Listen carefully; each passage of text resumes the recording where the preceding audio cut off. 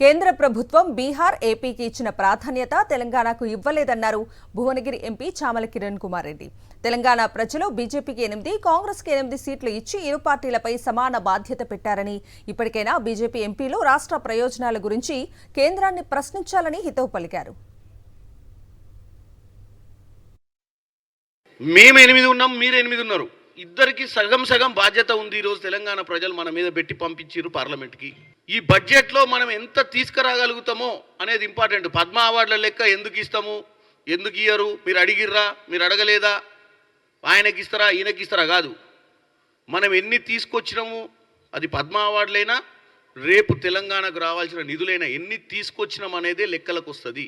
నువ్వు అడగలేదు, నేను అడగలేదు, నువ్వు అడగలేదని కాదు. ముఖ్యమంత్రి రేవంత్ రెడ్డి గారు ఎన్ని దఫాలుగా ఢిల్లీకి పోయిన విషయాన్ని బీఆర్ఎస్ పార్టీ కేటీఆర్ గారిని అడిగితే చెప్తాడు.